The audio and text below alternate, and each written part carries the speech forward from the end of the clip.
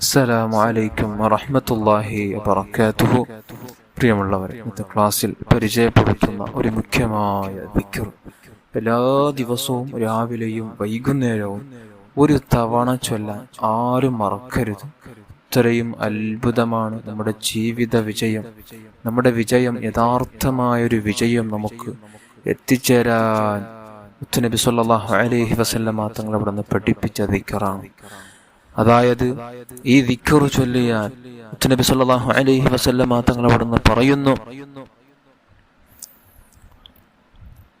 മൻ ഖാലഹാ ഹീന യുസ്ബിഹു മൂഖിനൻ ബിഹാ ഫമാത മിൻ യൗമിഹി ദഖലൽ ജന്ന വമൻ ഖാലഹാ ഹീന യുംസി മൂഖിനൻ ബിഹാ ഫമാത മിൻ ലൈലതിഹി ദഖലൽ ജന്ന.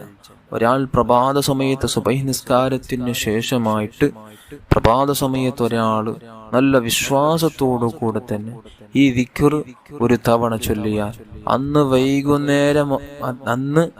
വൈകുന്നേരം മുമ്പായി, അതായത് മഗ്രിബ് വാങ്കിന് മുമ്പായി അദ്ദേഹം മരിക്കുകയാണെങ്കിൽ അദ്ദേഹം സ്വർഗത്തിലാണ്.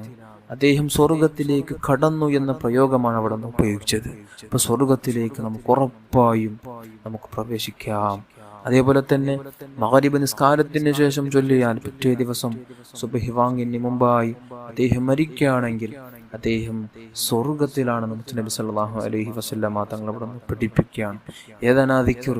അത് നമുക്കൊക്കെയും അറിയാവുന്ന, നമുക്കെയും കേട്ടിട്ടുള്ള സയ്യിദുൽ ഇസ്തിഗ്ഫാറാണ്. اللهم أنت ربي لا إله إلا أنت خلقتني وأنا عبدك وأنا على عهدك ووعدك ما استطعت أعوذ بك من شر ما صنعت أبوه لك بنعمتك علي وأبوه بذنبي فاغفر لي فإنه لا يغفر الذنوب إلا أنت.